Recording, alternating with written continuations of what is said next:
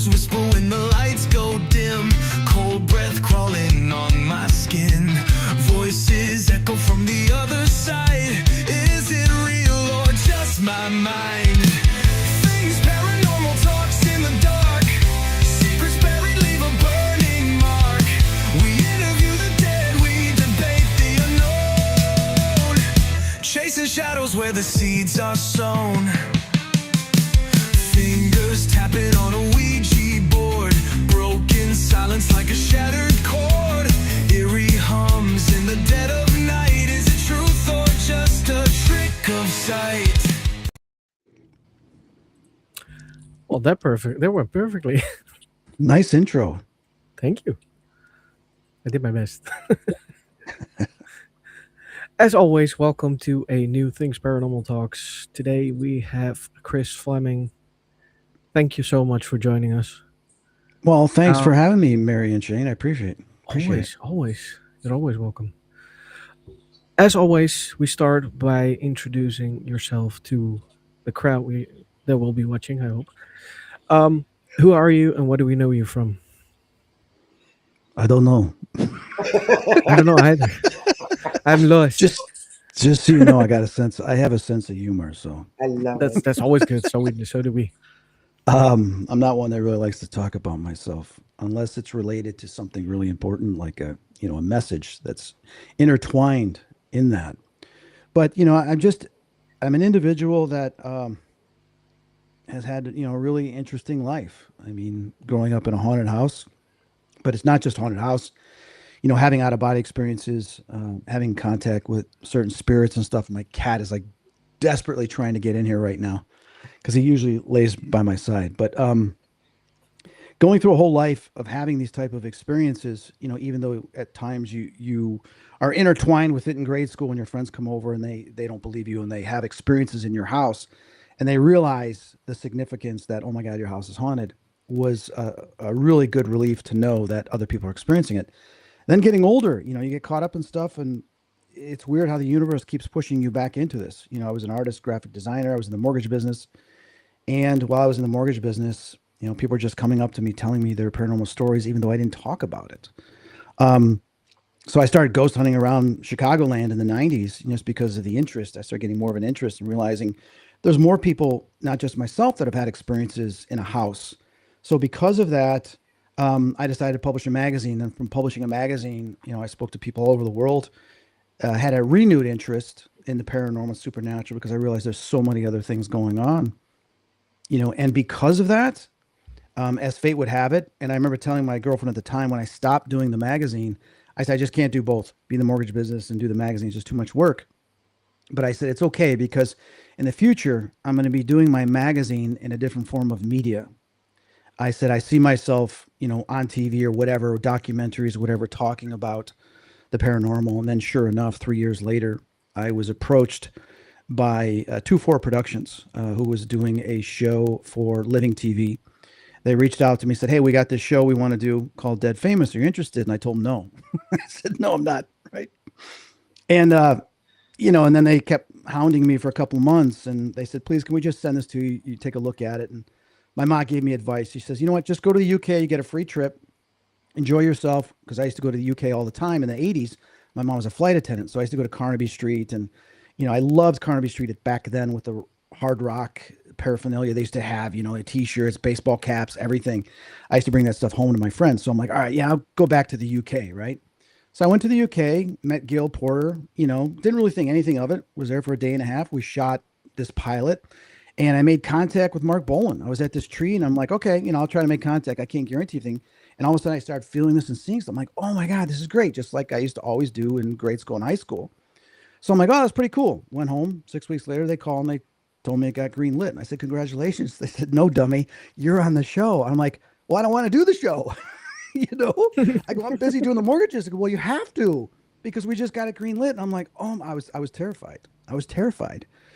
And, but that quickly changed with some of the paranormal things that happened, especially the Marilyn Monroe seance when these spirits appeared and the little girl was poking me in the cheek. I turned around. She says, "Chris, we've always been here. You just chose to ignore us." And I started crying, and the director's like, "What are you doing? Why are you crying?" I said, "Because these ghosts are telling me they never left me. They just always been there." But she goes, "Well, then talk about it," you know. So for me, it was an interesting way to get involved. The universe kind of pushed me into it, and I went down this long road of going to the most haunted places I could ever imagine, that I'm so grateful for, because I grew up watching In Search Of with Leonard Nimoy, and he would take you to all these amazing paranormal, supernatural places. So for me, it was, the universe kind of pushed me into it. Yeah. Well, busy bee from a Yeah, young age. absolutely. So you did a lot of TV, and here in the Netherlands, we are familiar with Help My House is Haunted Mhm. and Spooked Scotland and Spooked Ireland. But before we jump into it, Yeah. uh, let me see. Yes. Hey, what's up, buddy? How come I'm not surprised? We're so used to it now. It's just unbelievable. Where is he hiding? I saw this little video that Ryan had posted yesterday, of his series that he does, which is really cool. Him and Greg going around. And I said, you know what? I got to talk to him soon. I got this feeling I got to reach out. I got to talk to him or something. And then here you are. So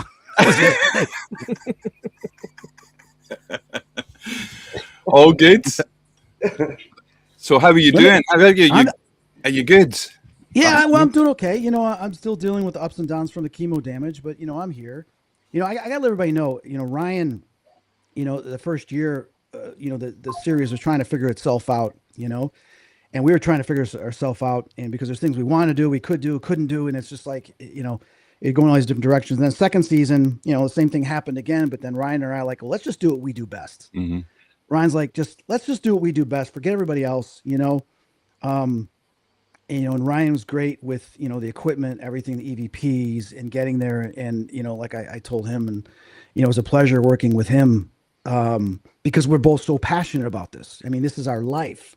Evelyn does her thing, parapsychology. She's not a ghost hunter. She's, parapsych. She's book smart. She knows all the stuff in the books, right? But Ryan or I are like the ones grinding out in the dark, tripping over stuff and trying to make contact with the ghosts. And when we do, we get so excited, like we're like little kids in a candy store, like the drums, Yeah. at the castle, Blackwater. We just get so excited, like, oh my God, not only are we getting one thing, but we're getting a second thing, a third thing, and things just kept happening. We get so excited, and it's hard to find people like that in the paranormal, because like, oh yeah, okay, either that's hard for them to accept and understand that these things do happen consistently when you're totally involved in the paranormal. But Ryan's one of those guys that I've had the honor and the pleasure of working with in my 20 years of doing paranormal TV. Between him and Barry Guy are two guys that just completely passionate, and they get excited just as much as I do when something paranormal happens. So I remember a lot of the times we would do the investigations, and I got told a few times by, like Ruth or that, to don't get so excited, calm down, don't laugh when you get a great capture. I said, this is what I do. I'm just going about what we've got. I'm not doing it in a point of view that I'm laughing at the spirit or I'm laughing because I'm like, wow, look what we've got here. So it was just complete enthusiasm. The exact same. And I've said, and I think I've actually said it to you guys as well before, people don't realize how hard Chris works. Forget about TV, forget about the filming that's going on. He was grinding. He was sitting with his Mac, listening to audio, going through everything. 2 in the morning. Everybody else 2 in the morning. It's like Blackwater. I'm in the room by myself, and the door opens by itself, and I'm in there 2 in the morning. I go, gotta get these EVPs done by tomorrow. So yeah, it's just, you're there, and it's once in a lifetime opportunity to speak with ghosts from different countries. So Ryan knows, it's like now or never, right? Yeah, absolutely. But a lot of the stuff we got during Spook Scotland and Spooked Ireland, certainly Spooked Ireland, we had so much. We could have ran a show for 2.5, 3 hours easily and still not scratch the surface. We had so many different ways that it was going with spirit, not just one story, like children and females and just different spirits. And we were trying to follow it all, and they're like, no, just focus on this. Yeah, they narrow it down. We can't do that. We've got something here, you know. I'm glad Ryan brings that up. It's a big thing that him and I would talk about a lot in the car and their drives. And, you know, the crew production would get, you know, kind of mad at me because, you know, I would go off in different directions because I would make contact with a specific spirit and then I'd want to know its story. And like, well, Chris, we're here because of this spirit. I go, yeah, I'll get to them. But this is the one that's making contact with us. This is the one that's talking on the recorder. This is the one that's affecting our equipment. Yeah. It's like, what do you want? You know, you want to tell them, no, we don't want to talk to you. And the ones we do want to talk to don't want to talk to us. It's like, come on, you know, this is paranormal. This is ghost hunting. You go into a place to find out who's there. And this is who's here right now. So I mean, there's some, like Ryan said, there's some amazing things that he came in contact with that he got, and myself regarding some of the spirits that were there or those spirits that actually came forward. And, you know, they would not share that because it didn't fit this narrative. Like people know, a lot of directors, producers, they take a look at a haunted location, they hear the stories, so they want to stick to those stories. They want to stick to what's already known to then shape it and tell their story in that paranormal setting.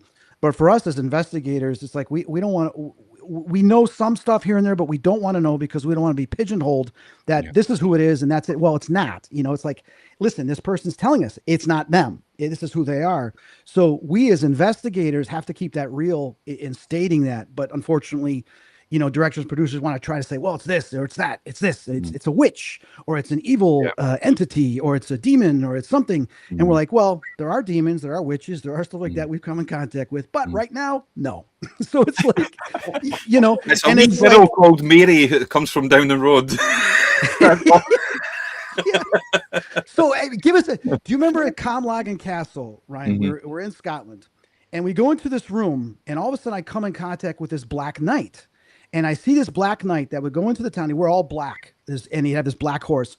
And the village people, the people who lived there used to think he was the devil because he never showed his face. And if you didn't pay taxes, he would take some of your livestock, or people would disappear. You'd never see them again. And he was just following the orders of the laird. Well, he was to serve the laird of the castle, but he fell in love with this one woman. And so he started having this relationship with the woman. Well, the laird found out about this and had her killed. And then when he found this out and confronted the laird said, you're supposed to serve me, not her. So then either he was killed or he was thrown out. But his soul has been searching to be reacquainted with her. And so here I am. I'm seeing her, talking to her. I'm seeing him. They're at different frequencies of vibration. And I'm trying to bring them together, and I bring them together. Now, I have this whole session on audio because I'm recording the whole thing. And when I listen to it, you hear their EVPs. Well, this went on for like 40 minutes. And the whole crew is sitting there going, Chris, there is no history of the Black Knight. I said, yeah, he was wiped out. The laird completely wiped him out because he was so upset what this guy did.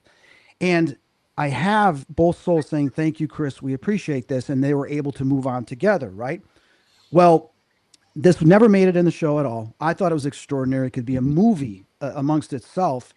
We go upstairs and there's an artifact of a complete Black Knight coat of armor and everything. And I'm like, look, well, Chris, that's not real. That's just, you know, someone had made that a long time ago. But why did they make it? It's all black, right? This is the first time we've been in this room. We're seeing this. I haven't been in here, nothing. And I'm telling you, this is showing that there is something within the history related to this Black Knight. So I've always had this idea in my head because of this experience. The Black Knight story never got to be told because it was a horrible story, but then it was a love story at the end, right? And these are the type of things we run into that never make it in the show because we're there for the castle and to discuss the woman that fell off, which we did come in contact with. She was pushed, and she told us she was pushed.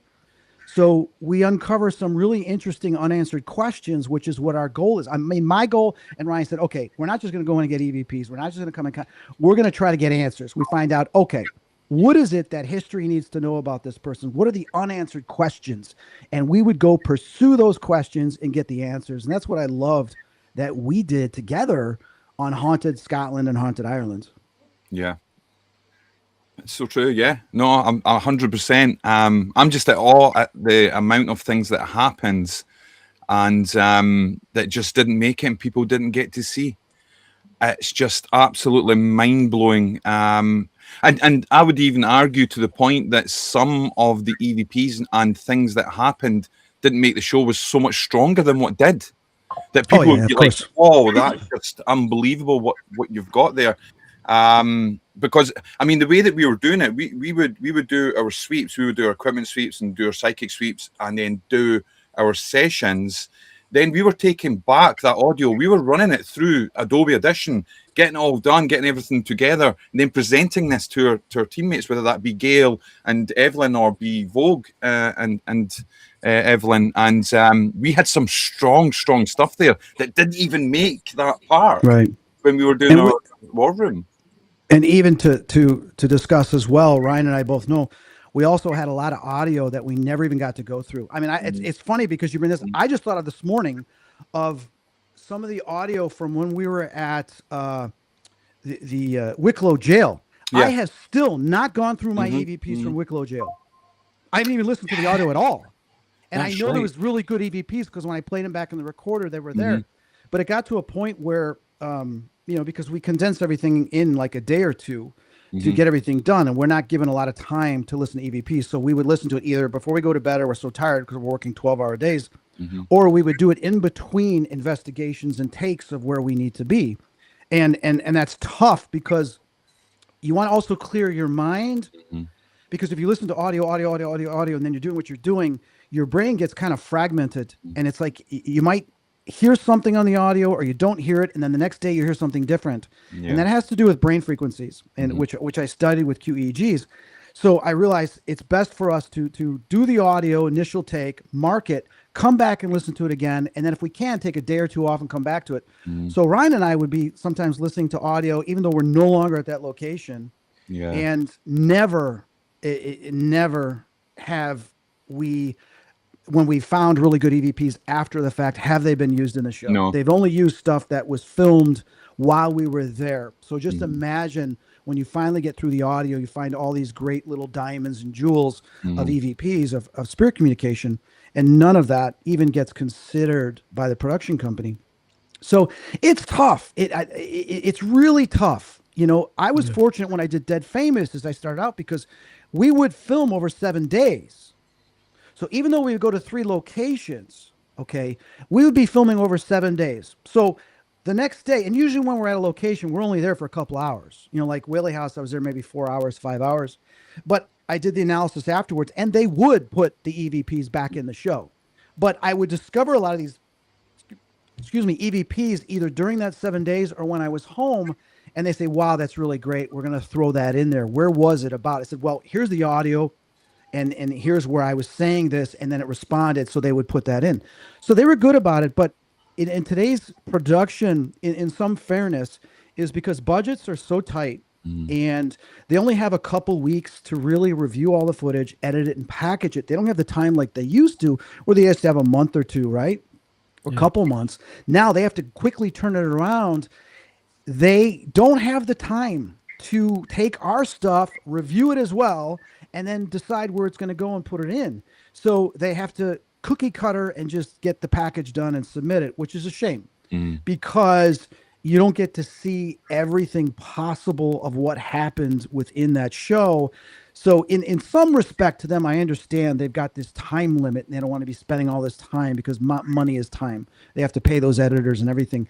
But from us, you know, it's like an anthropologist finding a rare dinosaur bone, right? And it's like you've been doing this for years. You've been getting the money and the funding to do this. You go do it and you find it. That's the payoff. So for us, the payoff when we get some of this stuff and you don't get to see it, it's gut wrenching. It's heartbreaking. It is. You know? I mean, because a lot of the things that we got on the show, I mean, if we were putting stuff together ourselves, we would put that out. I mean, I do. I put the strongest, anything I get that I feel is the strongest, I'll put it out. I don't put everything out because I do realize that there is a lot of people who they won't listen to hours and hours of audio, but I at least try and put out the very best and say, listen to this. This is mind blowing. And on another point of view with that as well is the amount of stuff, because I've seen comments online with things like, it's funny how only the TV investigators get, oh, there's great evidence in this 1 hour show.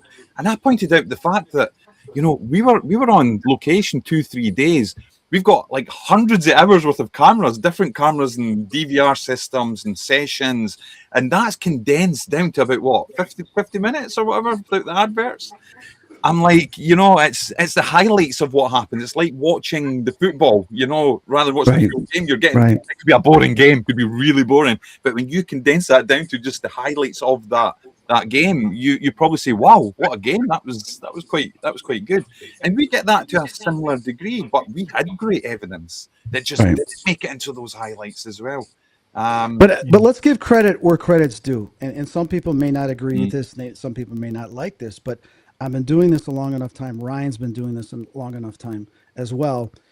When you've been doing paranormal investigating and you understand spirits and consciousness and how they communicate and how you can capture their voices, you get it. You get the results. Like we did, Ryan and I did this where I went back to Ireland. I went back to Scotland on a tour, and Ryan joined us. Okay. And so Ryan and I and Greg, we went back to some of the locations from Haunted Scotland, Haunted Ireland, and we had a group of like 20, 30 people with us. So Ryan and I re-asked some questions from last time we were there on the show, and also continuous questions.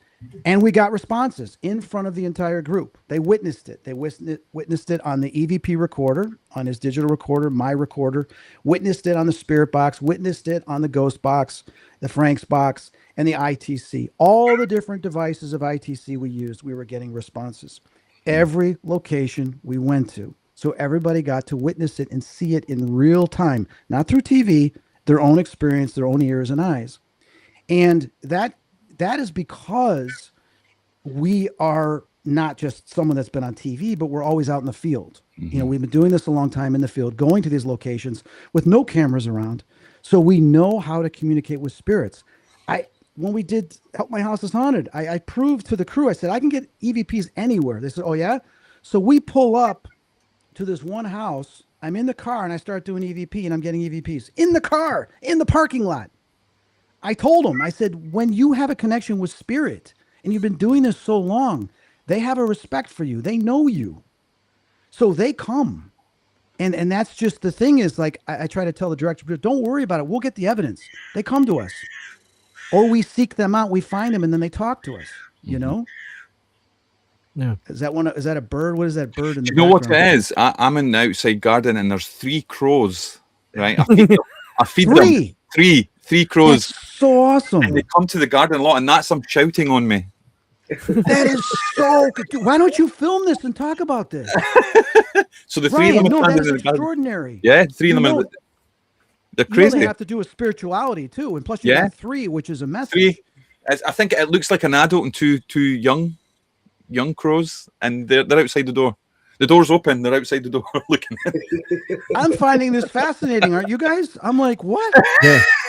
Ryan, you've got to start filming that and putting that on your feed. I'll film it and show you. I'll show you all. Yeah, it's every day, every single day. Is awesome. So we put some food out for them. I put some seeds, and Lisa puts some things out for them as well. So on this episode of Ryan and the 3 Crows, one of the crows brings back a 5-pound note. The question is, where did it come from? They can bring as many 5-pound notes as they want to bring. That would be brilliant. You're gonna go viral, dude. Brilliant. Since we're having a lot of fun and a lot of laughter about this, what is your most hilarious thing that ever happened during investigations? I don't know, Ryan. You take this one. What do you think is yours from your perspective? I already know what mine is, but I'm gonna see what yours is. I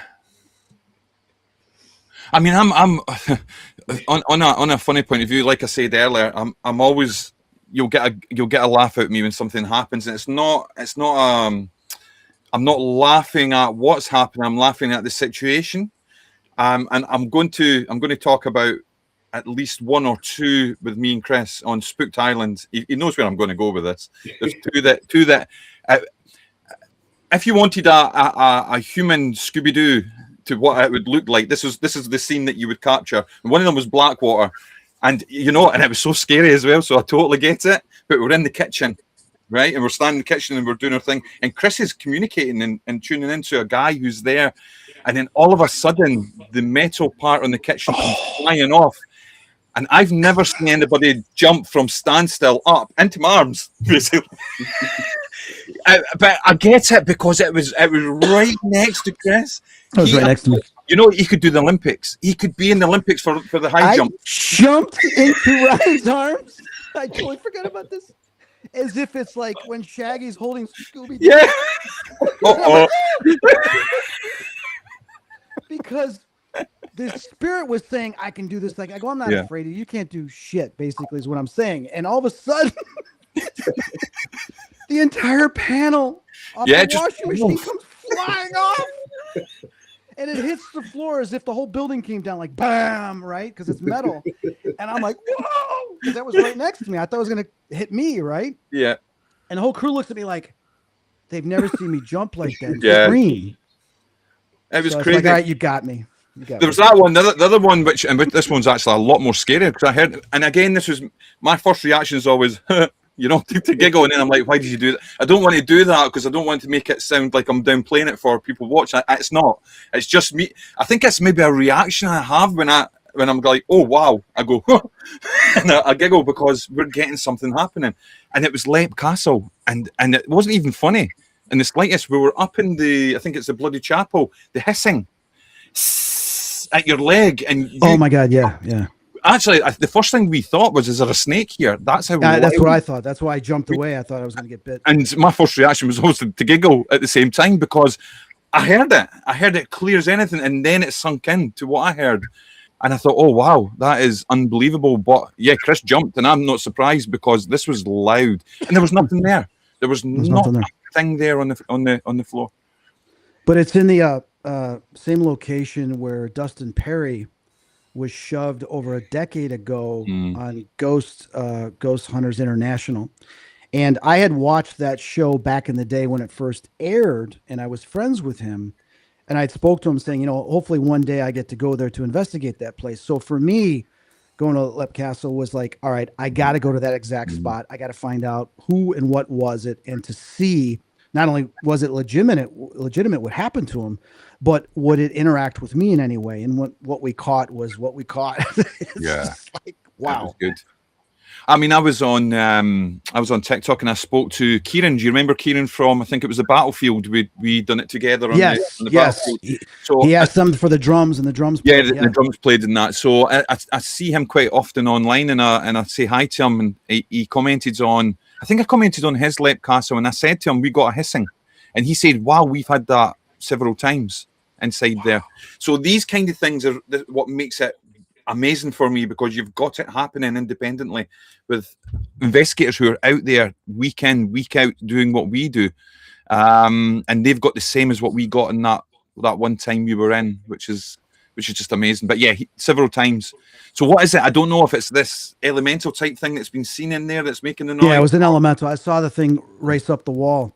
Yeah. It was like the size of a child, and just it's really hard to describe because mostly I saw the back of it, but it's about the size of like a 1.5-year-old child. Yeah. But it had like almost like a goblin gargoyle type face to it. And I think Evelyn had figured out egregore, right? Egregore? Yeah. And we believe, based on the history and what I saw, that it was conjured, brought there, but never sent back. Did we not get something that is it Connecticut? What was it? Connecticut Castle? I can't remember the name of it. That was like it was calling it it too. Remember? Yeah, I remember we were there, and it was called this. We call it it. So all the spirits were calling it because they did not know what to call it, because it was from some other dimension. It was from somewhere else.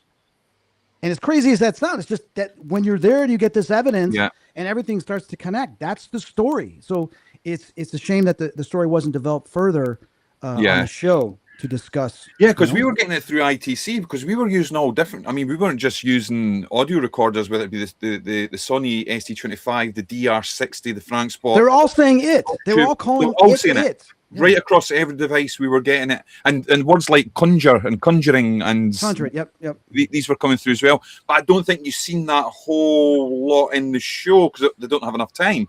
But we were certainly getting that during our travels over those 2-3 days. And this is what the dynamics in this particular investigation example really worked for the three of us, and how we all did our part. Here I am, I come in contact with this thing, I see this thing, I'm realizing, wow, this is some kind of elemental. I don't know where it came from, but here it is, it's making contact, and I can describe it to you, I can tell you it's angry, it's this and that, the emotions. Ryan's getting the it. Then I try and I get it. Okay, so the spirits are calling it, but what is it? Evelyn gets familiar with the history, kind of looks it up and realizes, wow, this woman used to conjure stuff. So it's looking like she conjured this entity up, this it. They don't know what it is because it came from somewhere else. So we asked, you were conjured? And said, yes. And this, and we find out, oh my God. So all three of us work together with these pieces that all fit into tell us the story of finally finding out the elemental that exists in LEP, where it came from, what its history is, and that it's called it because we don't know its actual name from wherever it came from. We don't know the species or anything. So this really brought forward a story to say, this is what's here. Okay. So someone else has got to take that further because we didn't have enough time. Yeah. But that's what's amazing is about the paranormal is you get what you can get. And then if you're able to come back, you continue that. But if you spend a lot of time there, hopefully you can get from point A to point Z to fully understand what's there and to solve it. Like some places we solved it. Some places we were able to figure it out and put these spirits to rest, or to come get the answer needed that so many investigators and throughout history never knew what it was. And I think that's what I really enjoyed about, when I was doing Help My House is Haunted, is that there was for the most part, there's a conclusion. But the same thing, I wanted that same thing for when I was brought over to Haunted Scotland. And I said, okay, guys, this is what we need to do, because the beginning of the series, it wasn't really fully developed. Well, what are we doing? We're just ghost hunting. We're doing this. I go, no, let's figure out who and what is here, and then come to some conclusion for whatever they tell us or what we find out. There's got to be some conclusion. You just can't walk away like a lot of ghost shows have done in the past, where they say, okay, there's a ghost here, it's haunted, that's it. Well, what does that tell us? It doesn't really tell us anything because we already know it's haunted. The question is it truly the spirit that's there? Why are they still there? Okay, why haven't they moved on? And who else or what else is there with them? Can that, then we get an idea of what's actually there. Where do we go next? What's the next question? So we would discuss that amongst ourselves. Okay, what else is left unanswered? What do you want to find out? What do you want to find out? All right, let's work on those things, with the time that we have to come to that conclusion. And that's what I liked we were able to do for the most part, or tried to do at times, because we were limited with the series, and just the show didn't continue for several other reasons.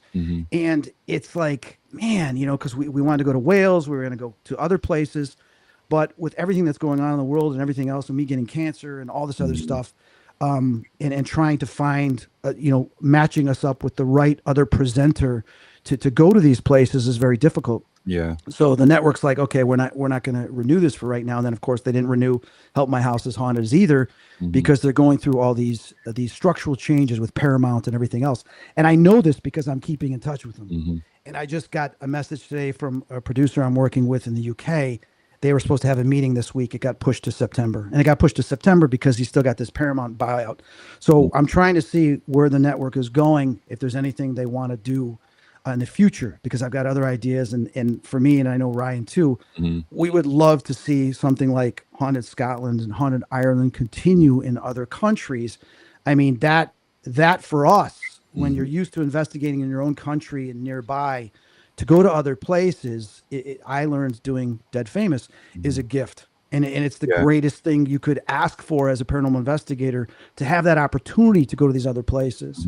And you make new friends and you get to know new people. Like Ryan and I are friends for life, man. We've gone through some scary emotional moments, and even we got bitter against ourselves too, because we didn't understand each other. I did the same thing in Dead Famous.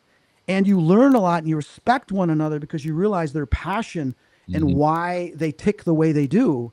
And that is like, when you get to that point, you realize that what's really important is not us, but what's important is making contact with these souls that are trapped here or stuck here and finding out why, so we don't get stuck, as well as what can we contribute to the paranormal that's not being contributed, because it's not about all scares like screaming and yelling and running. Oh my God, it's haunted. Did you see that? That's crazy. This person got possessed. That's great.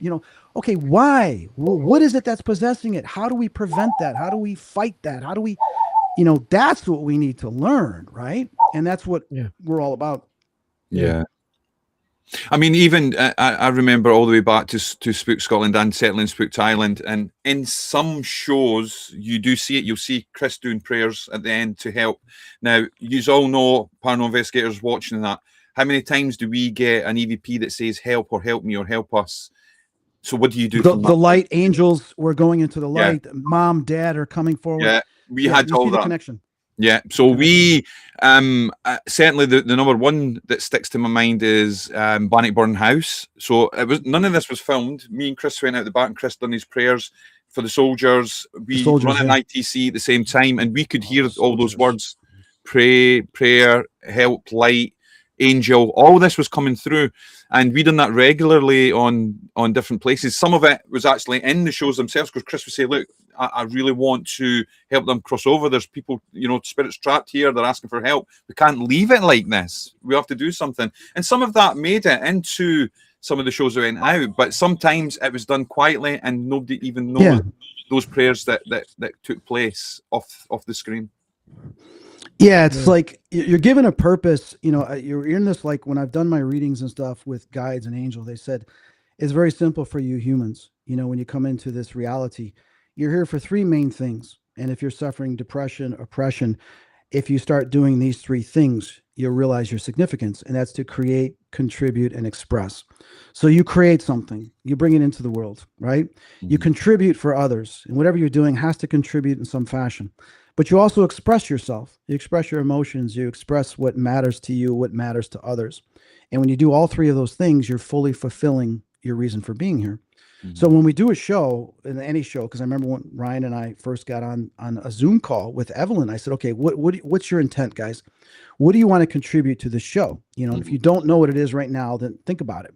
Because when we do this and get together, we have to contribute something to the paranormal. We have to contribute something individually, but also as a team. And when we do that, it makes what we're doing very significant. And then, of course, the universe identifies that. And then it helps us in accomplishing those goals. So I've done that with every show, and some people will say, I know Ryan and I were on the same page too. And then sometimes other people are like, well, I want to be famous. I want to be this. I want to be that. And that's not what it's about. And if they think that's what it's about, it's not going to end well. That's the thing. And is you have to be contributing something to the universe. You have to be contributing something to the paranormal.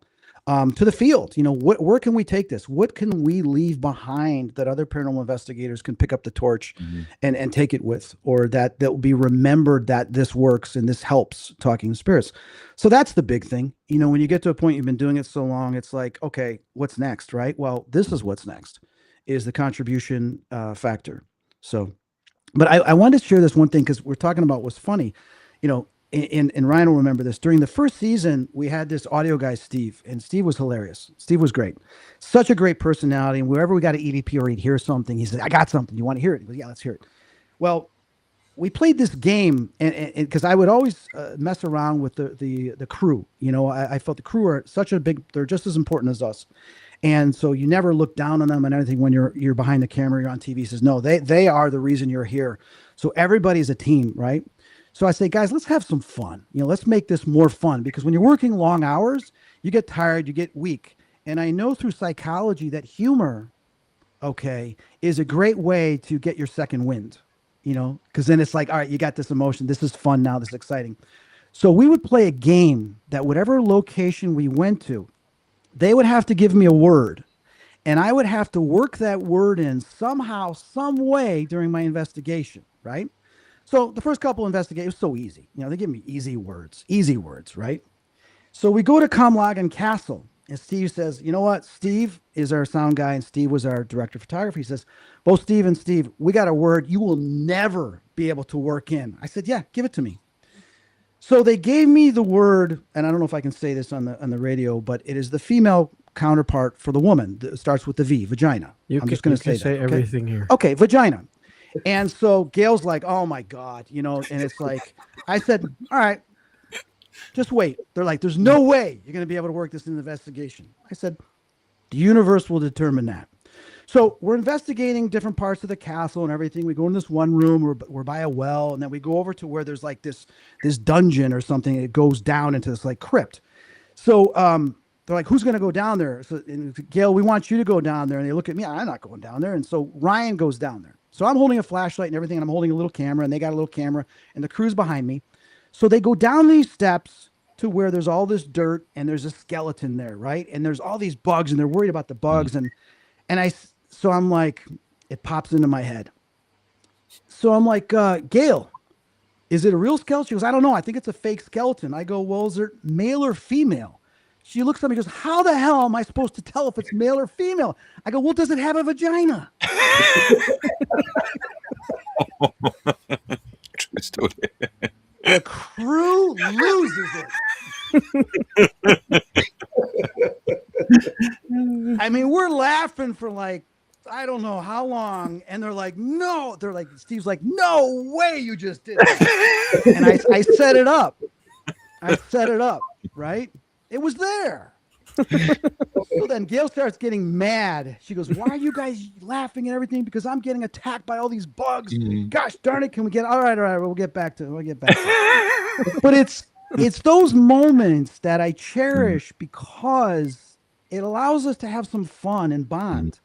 I mean, you're dealing with places where people have been executed. They've been treated terribly. And we're not making fun of that in any way, but we're human beings. And we still have to enjoy our life and enjoy those moments and to make them memorable rather than it's all dark and gloom. So it's like, I thought this was a way to spice things up. And then the director's like, all right, we're done with this game.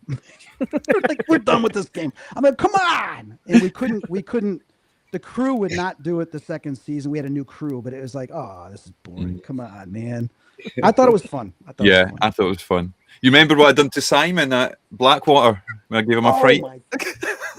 How could I ever forget that? We had a sound guy, Simon.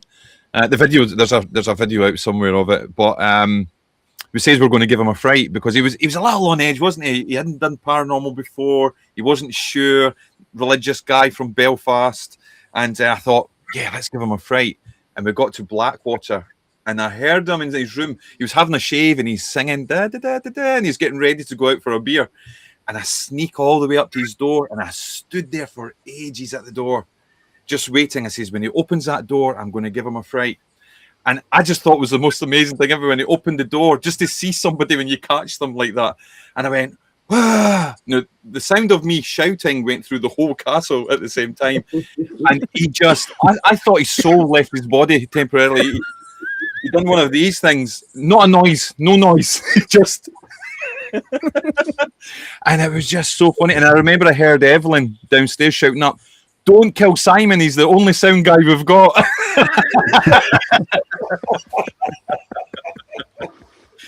Yeah, it was. I think it was these moments that help you, like Chris says. Yeah. Moments that that bond the team. And as Chris said, we were one big team. We were on the screen, but you had all these people behind cameras and things, and they were very, very important. And we always told them, remember, things may happen to you too.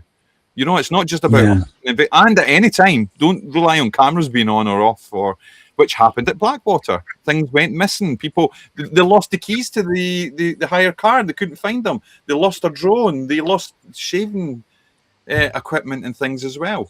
So all this kind of stuff was happening, and they were trying to rationalize it. So we were like, "Oh, okay, you found your keys yet? Okay." And they were blaming us. You've got our keys. We've not done it. It's not us. Obviously, there's something else going on here. And eventually, they got them at the last minute, like what usually happens in these things. So yeah.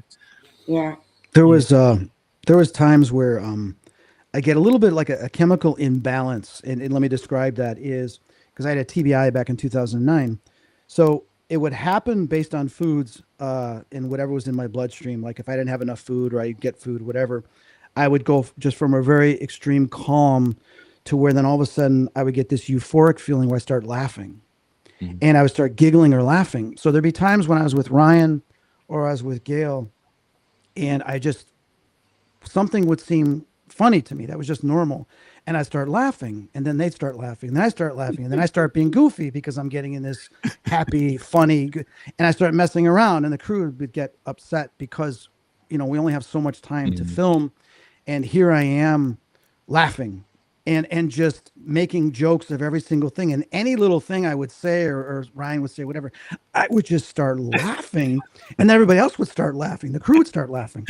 And it was like, I'm sorry, guys, and then it would fade. And I still get this. It still happens to me sometimes. And then I stop and people are like, what the hell's wrong with you? I said, I know. I just went through some chemical change and I just start laughing, but it's, it doesn't hurt. It feels good, actually. Yeah. But it's just weird when that would happen.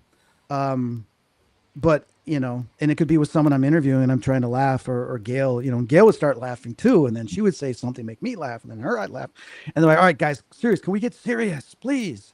So people don't realize that I am a serious person, but I do like to goof around a lot, just like I did in high school and college.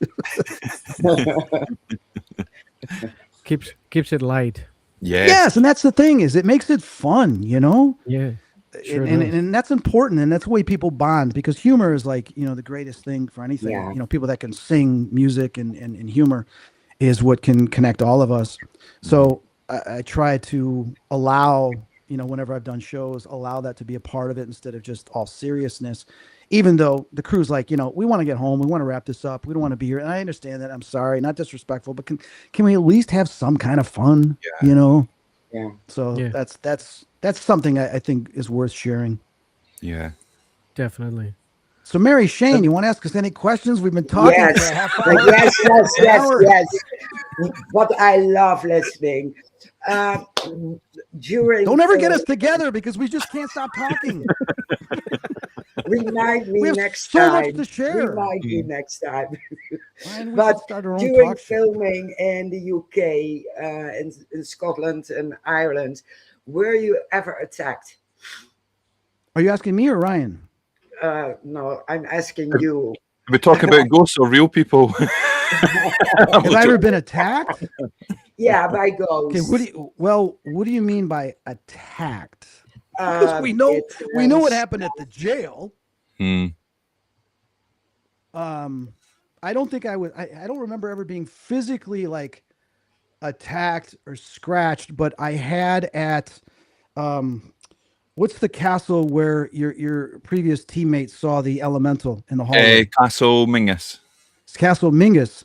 I was on the stairs with the SLS camera, and all of a sudden something went into me, like, and I couldn't move. I couldn't blink, nothing, and I collapsed on the stairs. And I thought I broke the SLS, but I did because months later, it broke. The SLS broke. But something possessed me for a brief moment, shut off my entire system to where I collapsed, and then it was out of me. Then the cameraman comes in, Chris, and he tries filming it, and then one of his rods in his camera goes shooting off out of the camera, and almost the camera almost falls over, and it's like, what the hell? I said, it just pulled that out of your camera. It was messing with me. What's ironic is that the guy that Ryan knew downstairs had just seen this entity, and it shot through the wall, and then moments later it came up, did that to me, and then did that to the camera.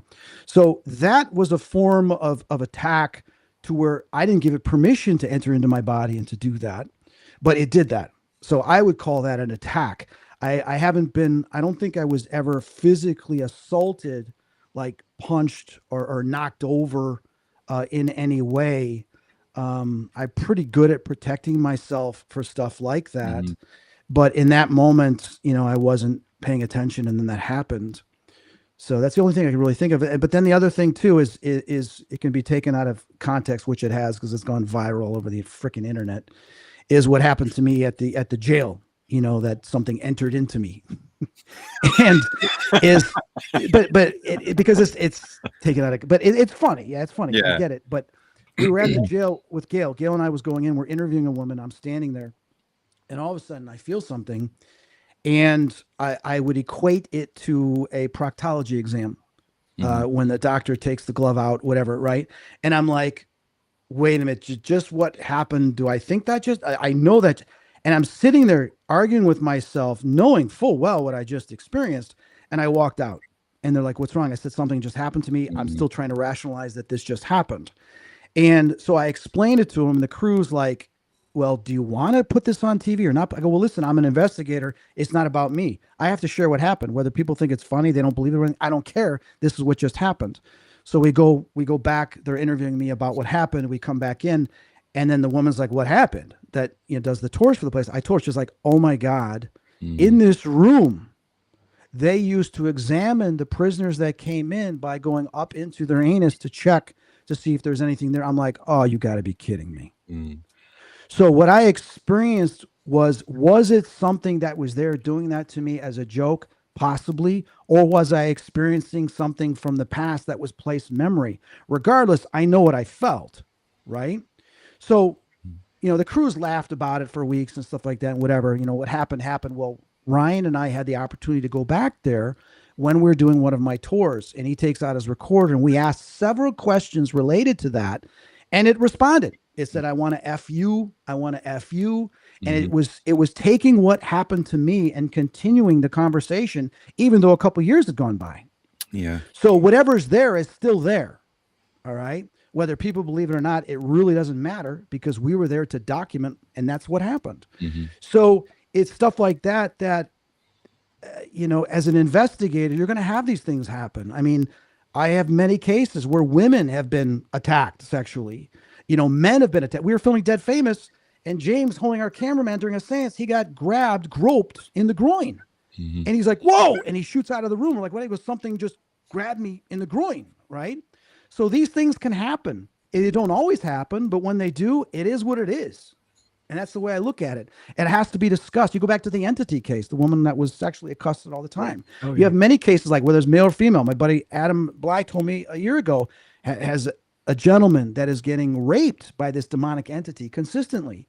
So these things do happen. It's just that, sometimes viewers, they just don't believe it. But that's not our job, whether they believe it or not. Our job is to tell you and document what happened. And this is what happened. Yeah. Yeah, exactly. I couldn't agree more. Yeah. Because they always want proof. And if you give them proof, they want more proof. Yeah.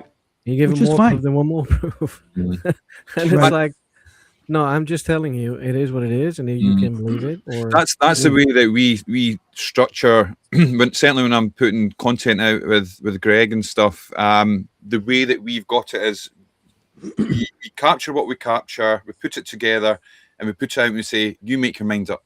This is what we got. This is what we've experienced. But it's up to the person then looking at the piece of content, whether because there's so many different opinions. We know that, some people like ITC, some people don't. They say it's a lot of rubbish. And I've heard all the different arguments, and I've done all the different tests on that. And eventually I think you just get to a point where you just say, this is what I captured. This is the research we've done afterwards. This is the history. You've got all the pieces. You have a look at it and tell me, do you believe that this is paranormal or do you not? Either way, that's up to you, where you're coming from with that. And we're quite happy with that. Because we could easily say, I've had so many paranormal experiences, it's unbelievable. I've seen spirit. So I know there's something going on, but trying to trying to tell people that I get it, that some people will be like, yeah, you sure? Could it just be this? And they'll have a rational explanation from that point of view. But when you've been there and you've experienced, or you've analyzed for hours and you've got this content and you know what the environment was, and you've been doing it for a long time. I mean, I've not been as long as Chris. I've been 22 years.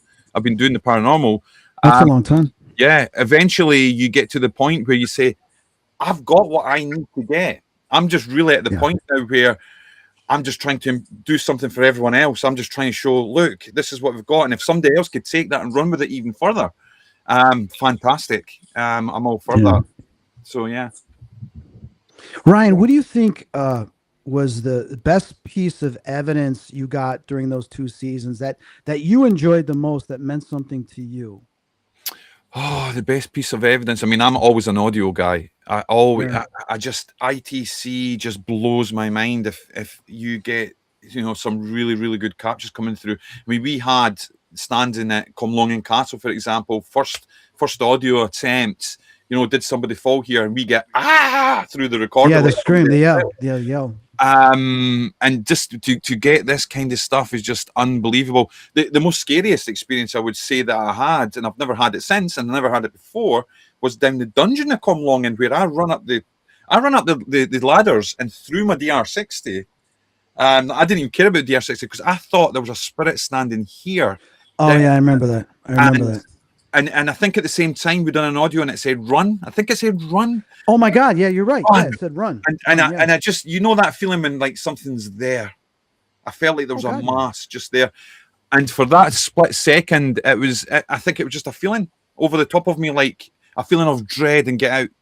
So, something had invaded my space, and I come up the ladders and through the DR60.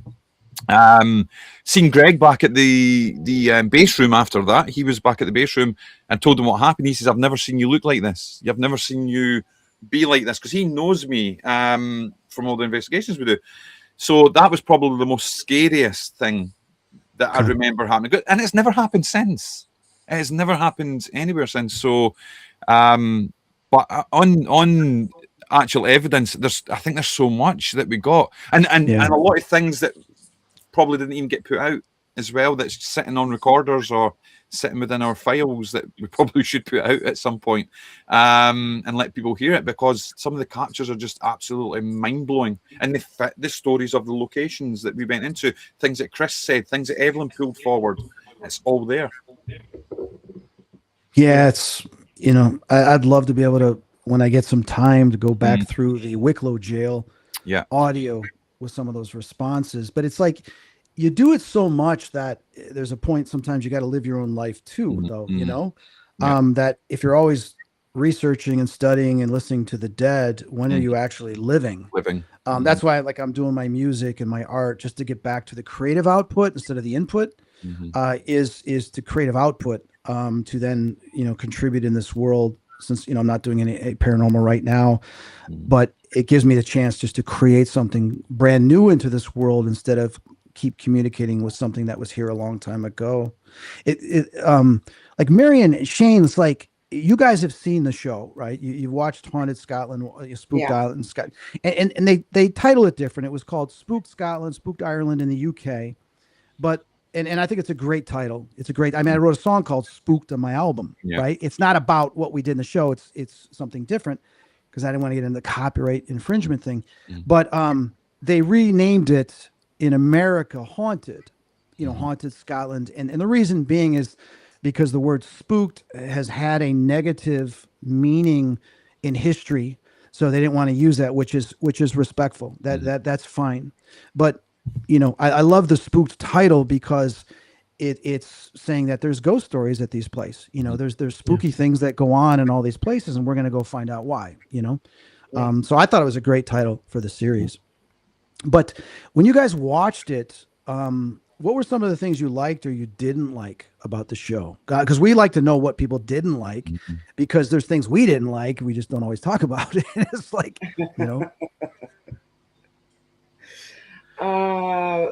For sure, I loved all the locations, and especially in that church where you captured the EVP stating Hellfire Club. Oh my God, that was awesome! Mind blowing. So that was awesome.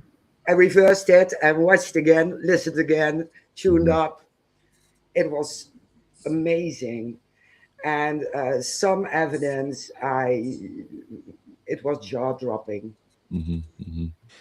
Gail and I went up to the cemetery that overlooked necropolis. That overlooked where the church burned. Okay, and on EVP, it was either the Spirit Box or the EVP when I played it back. I said, were you involved with the church? And it said, yes, watched it burn. Mm. And it's just like, oh my God. They just sat there and watched it burn, Mm-hmm. So it's stuff like that, those moments in time when you make contact with a soul, a spirit that was there during that event, to hear it from their point of view, it's like a time machine. And I just find that extraordinary, whether you get gunshots, sirens, disturbances, or any type of environmental sounds like the drums Mm-hmm. from the past of the armies, that are on the opposite side of the stream at Blackwater Castle, ready to attack the castle. And we find out later that they used to drum all night long just to intimidate and disturb those in the castle, right? To make them surrender. And here, I heard the drums when I first got there, and I was unpacking my suitcase. I'm like, who the hell's blasting music of drums? And I look outside, nobody. And then I find out, holy cow. So the next day, Ryan and I venture out there, and Ryan got on his recorder. If I'm correct on this, please correct me. But I believe he got 3 times on his DR60 when we asked the drums. Yeah. And whether it was the 3rd time or a 4th time, so please correct me, we actually heard the drums with our own ears. We did, because we went to have a look. We actually went to have a look to see if there was anything natural that was there that was causing it, and there was nothing. There was no roadworks. There was no traffic. It was quite a peaceful area. But yeah, that's exactly correct. And I tell you what, I've never had drums on a DR60 before, and I've never had drums on a DR60 after that. Yeah, because it was such a you know what the DR60 is, a gravelly type noise, and you've got to listen carefully, and you've got to clean it a little bit. Rarely do you get noises like that coming through. It's usually some sort of speech that will come in there. And the drums were there 3 times, I think it was, and then on the 4th time, I think we heard it. And if I'm correct in the show, because I remember seeing, because I would get the rough cuts, I review them, and they showed the first 2 times, and then they showed across the river. But when then the final cut came, they took that out, and I think they only showed the drums being played once. Yeah, I was upset about that, because as from a paranormal investigator, and especially Ryan, who actually captured it, he's the investigator that captured. That's his EVP, right? It's extraordinary when you take a look at the scientific method, if you want to apply this to an argument or not. But the fact is that we didn't capture it once to where it's just an artifact, or it's, pareidolia, audio pareidolia. We've got it 3 times, and then we heard it in real time. Yeah. The cameraman heard it, caught it on the camera, caught it on a recorder, but we heard it with our own ears. So that, for it to be played 3 to 4 times, for it to happen, is extraordinary. And that goes to show you that it was repeatable by us asking them. But to take that out of the show, it takes away the massive significance and our excitement when we walk into the castle. And we're like, oh my God, you're not going to believe this. Yeah. It downplays, unfortunately, how excited we were as investigators. And I think anybody out there to capture that, 3 times and then hear it as a direct voice phenomenon is extraordinary experience. But then we got drums that sounded different, though. But we got drums through a completely different application, which was that was through the ghost tube. Probably ghost tube, I think. Through the ghost tube on the what was the battlefield? It was an Augram, right? That was Augram Battlefield. Yeah, that was amazing there. That was where we seen the mist coming over the top of the hill in the background, and we thought we could see. I felt all the soldiers lining up. Yep, figures lining up. That was. I remember it was like a biting, chilly coldness right to your bones when we were standing there, and you've got this mist coming around, and all being watched. And I thought, what is going on here? We'll never forget that. We're like, are we supposed to be here? They're watching us, And you can only imagine in that point of history, as people that know that history, that bodies were piled on bodies, that there were so many bodies that the blood from the bodies was flowing down like a river of blood down through the farmland there, down the street. That's how much blood, how many bodies were piled up and dying. Yeah. And here we were, not to disrespect them, but to make contact and try to better understand. And out of respect, they played the drums for us. And to have Chris ask that question, and then it comes right through the iPad on the freaking ghost tube. we're like, whoa, there it Oh, is. It's like brilliant. it's that's payoff. That's making spirit communication. That's respect back and forth from the investigator and the souls that are still there. And I love those moments. Those we live for those moments. Yeah, that was a fantastic case. That was one with the farmhouse. That it was off the scale when we Oh went my to do our God. walk around. The noises and the activity And the and the bell audio and the ringing. bell ringing. I just couldn't believe it. I just couldn't. Right. Yeah, I mean, it's the first time I'd swore on TV as well. I was just so taken back with the whole thing. Holy shit, what's And it going was on just here? me, Ryan, and our producer was right in front of us, Ruth, Mm. and one cameraman. That's it. And all four of us Nobody were in else the there. room. No crew. Just nobody else. No one else, even outside, just the four of us.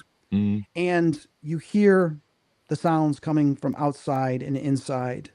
And it's just like, I mean, that's like, and we didn't know what to expect going there, right? Because it's never been It'd investigated. never been investigated. You Right. remember Ruth? Because Ruth, the producer. She Yeah, was a something little grabbed bit her. Yeah. skeptical, wasn't she? And someone grabbed Grabbed her leg. her leg, and she ran.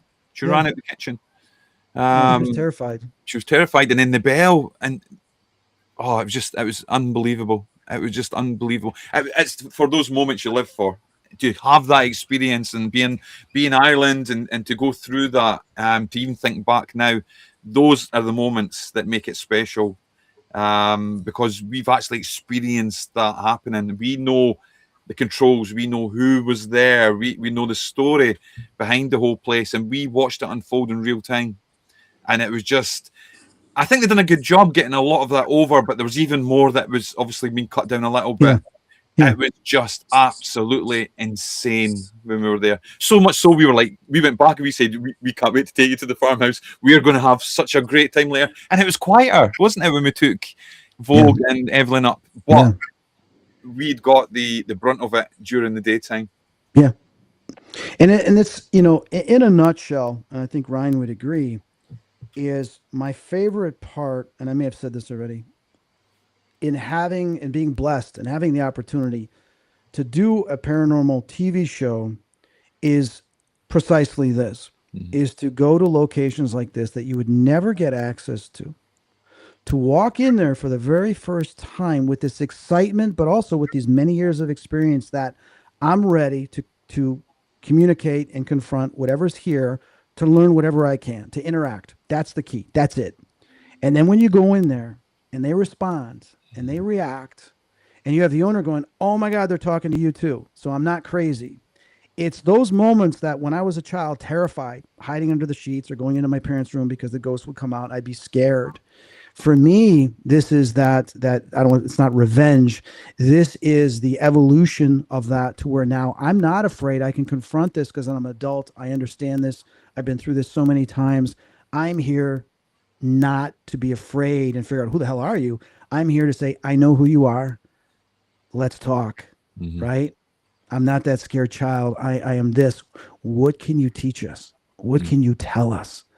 And when they see that from you, the spirit's like, oh, this person's not afraid of me. They're not here to harm me or kick me out, whatever. They just want to listen. They just want to talk.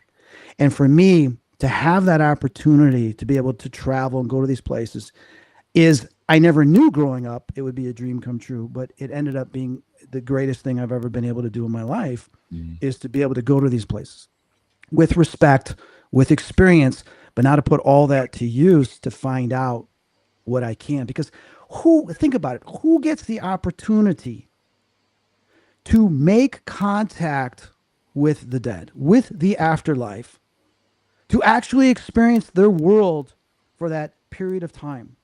I mean, it's like unheard of. I mean, there's people that don't believe it. Oh, it's not possible. There's no such thing. But when you've grown up and you know this is real, and you take out all the noise, and you're right there. I don't pay attention to the cameras. Everybody knows me. I don't pay attention to that. It's like they're not even there. I'm in my world, and I'm now in their world. And as I'm in their world, I want to see what it is. And I get angry and upset sometimes if they try to interrupt me while I'm in this world, because I'm like, wait a minute, he's telling me something. I'm seeing this. Now you're taking it away. Don't do that, because it's a unique experience, like space travel, whatever. You go to the moon. It's not like you just go to the moon, you got to leave. It's like you want to see what's on the moon, right? And it's like, that's me. I want to see what their world is. I want to see what they can show me and tell me. To me, that right there is what it's all about. Yeah. Yeah. Lovely. Marv, Shane, you guys are so quiet. You guys are so quiet. We're listening. Come on, chime in. Yeah. Chime in. I love listening. But to come back at the subject of the things that I did not like from the series, but it's with a lot of paranormal series. Mhm. Yeah. It's what you told us before. You help the spirits afterwards because you don't want them to be stuck or Mhm. Mhm. that kind of things. You help them, and we know that as real investigators, we do know that you do that. They never tend to show you that Mm. you really want to help instead of Yeah. oh, the place is haunted and then Mhm. because Yeah. to me that's fake. I mean, Yeah. Right. I think with all those programs, the real investigators are supposed to be in charge about the Mm. evidence that's Yeah. going to be showed and the things that's going to be showed on television. I know they have a Absolutely. time frame, but still the end cut should be yours, not Mhm. theirs. I agree. That's well put. Well put. Yeah. So that's the I things I agree. don't like. But other than that, everything was fine. No, totally thank you. agree. Well, we can go into like they play the music over the EVPs and stuff. Music over which, EVPs. That the is number very one thing. annoying, The number yeah. one thing. Oh, Number one. Yeah. We try to tell them. We told them, but they still did it. Still did it. Yeah. spooky music on the run up and over the Yeah. EVPs. Yeah. And then, Anytime. and then they go and play music when you're going to hear music as a direct voice phenomenon. Why are you playing music? It takes away the shock. If we start Yeah. hearing music, why are you playing music before we hear the music? Because then they're going to think Or- it's fake. It's like, what are you doing? Or when we Yeah. go, did you hear that? And they've got a music underscore playing. Yeah. So everybody's like, no, all I can hear is the music. Can we just Yeah. live the moment? It's like, come on. And like I talked to one of the owners of the company. He says, that's just an overexcited audio editor. And I Mm. said, well, frickin', this isn't frickin' The Shining or frickin' Halloween Part 5. It's like, this is a documentary. Yeah. Yeah. Anytime I make content, anytime, because I love making content. Anytime I do it, it's the one of the main things I've taken from the whole experience is I always cut the audio. We all like it. Chris loves music. We like an underscore. We like to because we want people to feel what we feel, and it's good to have that if you're putting stuff together. But as soon as you get to that evidence, whether it be noises or cut the audio, just cut it right out and let people feel that moment of what we're trying to let them hear. And I always make sure I do that. Always. When I would go to the studio in Cary and do the voiceover, okay, because they'd have me do the narration with Vogue or with Gail, and I go to Waysound, and I would get to see the cut, and they would have the narration of what I have to say, and I would see the clip. I'd sometimes watch the clip before I say it, just so I know, and I'd hear the music. I'm like, here I am telling them I'm supposed to just do this job of reading the narration. Hey, can you tell the editor to get rid of that music? That music does not go with this scene. It does not. Like, Chris, that's not your job, right? I said, I know, but the music's terrible. It doesn't even match with what you're doing. Yeah. We're standing there just slowly looking around us going, dun, dun, dun, dun, dun, dun, dun, dun. This isn't a Star Wars scene where there's a battle going on. We're sitting there comfortably on a couch just slowly looking around the room. What the hell? Is he autistic? What the hell? I'm like, nothing against autism, but you don't know what's going on in their head. Yeah. So I'm just sitting there going, he's seeing a completely different thing than I'm seeing here. So, it's like, oh, it's just placement music. Just placement music.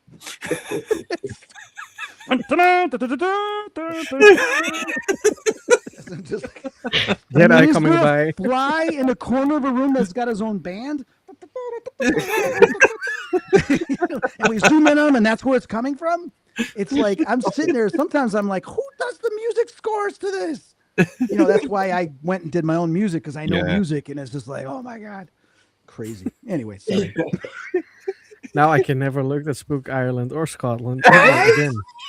It's not going to be. Anybody listening to this, go watch one now. of the episodes, and I want you to critique the music. Yeah. Oh yes, I will. Yeah, but we I'm want going to to make a day sequel. job out of this one. That's what we should have. We should have a scorecard. Yeah. You guys could create this. There needs to be a paranormal scorecard for shows. You have Yeah. a paranormal scorecard, okay? And it's one, did they play music over? Did they get an A or they get an F, right? Two, did they play the evidence? Was the evidence, were you able to make out the evidence? Was there enough evidence? Were you happy with the investigators, right? Did you like the way it was edited? You can create a scorecard, and then people can watch this, go to the website, whatever, and create a scorecard. Because when you've been in sports and you coach sports, you watch the games and you watch the games, what you could do better, not only as a coach, but also as an individual player. How can you improve? It's like nobody does that for paranormal. It's like I would watch every episode, and I remember Help My House is Haunted. The producer got Chris, you sent 13 pages on the Calverton episode of Help My House is Haunted. I go, yeah, because it's a mess. And even our director of photography is like, yeah, it's poorly put. I'm like, and Barry put together a whole list. He goes, but 13 pages? I go, well, it's big print. Yeah. But I went through everything like, guys, this could be an amazing episode. I think it was one of the worst episodes we did, but it was one of the coolest places we went to. We had a lot of great stuff happen. But I'm like, I had to, because as someone that loves the paranormal and is sitting there watching it as if I'm a paranormal person watching the shows, our viewers, I'm pretending to be our viewers as I'm watching this. Some of them are going to all point this out. So I'm just trying to save you the headache that if you want to make this a great show, which was what my dream was, to make this the best show out there, here's what you need to do, right? And it's like, we don't have time to do all this. I go, well, when are you ever going to have time to do a great paranormal show? You know what I mean? It's like, come on. So that was the thing. And then, I battled that the first season of Spooked, and then the second season I made sure it was in my contract. And they said, no, we're not going to do it this time, because they saw the notes. I said, no, I want it in there. And so I went through the episodes, and I would send it. Well, we already sent it to the network and they liked it. I said, okay, so you're going to leave this in, you're going to leave that in, you're going to forget about this. Oh, that's a good point. I said, that's why I'm here, because I'm going to see stuff from a paranormal perspective that you're not going to notice. Right. So it's all part of a team working together to make something great. And, you run into people that don't understand that, and people that do. And from someone that used to be in advertising myself, and we would sit in a room with all the sales reps, we would look at advertising campaigns and we would discuss. And I loved doing that. I was in charge of that. So we'd have that once every 2 weeks. Sales reps loved it, because we'd get up there, we'd take a look at their client, their sales campaign, and said, how can we make this better for them? And everybody would jump in. That's what brainstorming is, to make it better. And we'd weigh, is that a good or is it not? Can we use that for something else? So that same principle, which is applied in sports, applied in advertising and marketing, and it's obviously applied in the entertainment industry in some ways, I felt this would help make a better paranormal show. And I know they went on to eventually do stuff like that and Help My House is Haunted. And it's just, but not everybody's like that. And it's like my dream project would be to have someone like Ryan and some of my favorite investigators I've worked with, because I know how they work, that I just let them go. They're good at doing what they're doing. They're going to bring so much to the table. And it's important knowing that you have a team like that, but then also having some of the great production people I've worked with, having them there, because they're able to film this in such a great way. Sound guy, hey guys, I heard something. Do you want to hear it? Yeah, absolutely. Because they're also an extension of the paranormal team. And then someone in editing, having them go, hey, we just noticed something on the film. Do you guys want to see this? And they sent it to us, like during one of the episodes, Help My House is Haunted. They caught a ghost in the background that we never even saw. One of the cameras, as we're doing the seance, you see this figure start to appear in the background. And we didn't know. We're done editing, filming, so it goes in there, but then a lot of the viewers noticed it too. And I'm like, oh my God, I wish we would have known that when we were there, because here was one of the spirits coming forward. And it wasn't even mentioned in the show. Right. But there it is. So when you have stuff like that and everybody working together, you make the best product you can make. And I haven't, I feel like I haven't gotten to that point yet in my career. I would love to be able to, but there's times where everybody wants to kind of do their own thing. So it's one of the things you deal with. And I think every single paranormal show, you could talk to the presenters and they will tell you that they've run into similar, the only thing is like Ghost Adventures gets to do exactly what they want because Zach's pretty much in charge. But when I used to talk to him years ago, it's like he would fight with the networks all the time because they want to take something out or and stuff like that. So he got to do his project the way he wanted. I know Ghost Hunters eventually, Jason and Grant got to do what they wanted to do, but you have to get to that point where you've been around for a period of time with many episodes that the network and the production tends to let you have more creative freedom in expressing what you need to express. So, Yeah. it's tough. It's really tough unless you've worked with those individuals in the past. They know how you work. You know how you work. All right, let's get to work. Otherwise, you have to start all over every time. You got to start all Yeah. over again and getting to know how everybody works, which is really frustrating because we don't have that time. We got the location. We got a day or two to film there. And it's like, we got to get in and get out. But if you spend that time trying to figure out how everybody works, you're not really doing what you're supposed to do. And that's something I think people need to understand. That's the frustration in this industry. Yeah. I totally agree. You have to trust everybody around you. Yeah. It's like, I mean, I keep going back to sport. We go back to football again. You've got a great team. You're winning everything. You're putting a great product on the fields, and then you get to the summertime and they rip the team apart and they bring in new players, and you've got to learn how to start all over again. And it takes a while to bed in. To bed in again, and I mean, we were lucky, myself and Chris, and even Evelyn, to a degree, were there. They changed the presenter, and there was a lot of changes with people like the sound guy, because we had a great sound guy on. Oh, yeah, Nothing Steve against the was sound great. guy in Ireland, by the way, but we had such a great sound guy. Yeah, Steve was great the first Steve season was because he amazing. knew exactly what to listen for. Yeah, And like I had a great sound guy when we were on Help My House is Haunted the Yeah. first season. I said, you need to bring Owen back. And they brought Owen back the second season, and Owen stayed with them the whole series. Same thing with Adrian. Steve was like that. And I remember on the phone with our producer, I said, you need to bring back Steve. No, we got a new guy. No. we wanted Steve back. They wouldn't listen. Because he Yeah, was we able wanted to Steve hear to things, wasn't he? He would come with it and say, "Guys, I've got something strange on my audio here. Do you want to listen?" He would give us the files. He gave me the software right away to listen to these files. He was just on it. He was on it, and he was so passionate about the whole thing that we were trying to do, because that was his area. He was a sound guy. I think he just loved the fact that we were trying to look for some evidence in sound. And he could help in whatever way, and he could give us a point, and that's natural. That definitely is not natural. Fantastic. And you could back that up. And I just thought it was such a credit. A sound engineer working on your audio, for doing paranormal. Think about it, a sound engineer, top quality, working on your stuff. You want to try and keep that in your team. Yeah, it's. I've always felt. I mean, I learned that when we were doing Dead Famous, especially like the third season, third season, but even the first season. We're at the Whaley House, and I'm at the top of the stairs making contact with some of the spirits, and I feel something racing towards me. It's going to push me and shove me near the stage, so I jump out of the way. Right? It's just a normal reflex playing football. I was a running back, so I jump out of the way, and all of a sudden, it shoves the producer. That was Mary that was standing right there. And she goes racing down the stairs screaming. She goes, I'm never going back into that house again. And I'm like, this needs to be a part of the show. So we would break the fourth wall in Dead Famous. And it was like, I would like to say maybe I was a part of that. I don't remember, but it's like, I'm like this, the whole crew is a part of the investigation. And there were some other shows like I did Psychic Kids. They didn't want to make the crew a part of the investigation, and stuff happened all the time to the crew. And that was frustrating. So it's like, no, if I'm going to do a paranormal show, unless it's a documentary reenactment of a haunting from a long time ago, is that way I'm just there to tell the story, whatever the story is. But in this particular situation, this investigation, the crew is always a part of the investigation. They're no different than the person that lives there that we're interviewing that has the experiences. They have to be, because you can't confine the paranormal just in between the cameras. It's happening all around us within the entire location.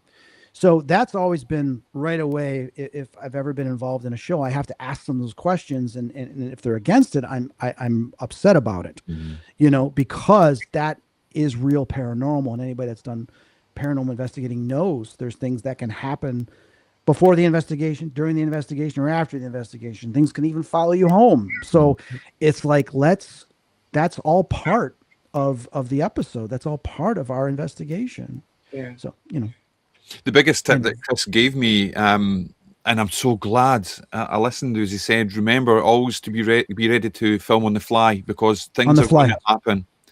So I would carry my iPhone around with me, and I think it was St. John's Castle in Limerick. I'd went up the stairs to set up a piece of equipment, and I was coming down, and I had my camera on to come down. As I come down the stairs, there was 2 massive thuds behind me, and I caught the whole thing. Then I tried to recreate it. I went back and I tried to, and I couldn't recreate the sounds. And I was just so happy that I'd caught it. And I was like, imagine if I tried to switch myself off because the cameras weren't on. Okay, you don't need to do anything now. I had to be switched on for the whole time. From the moment I step inside the site to the moment that I come out of the site, make sure you've got a camera ready. Make sure that you're paying attention all around you. Even when you're having your dinner, just make sure you're always on, because I know how paranormal works. When the cameras go off and when you're talking amongst yourselves and doing your own thing, things happen at that point, and we had to be ready to capture that. Yeah.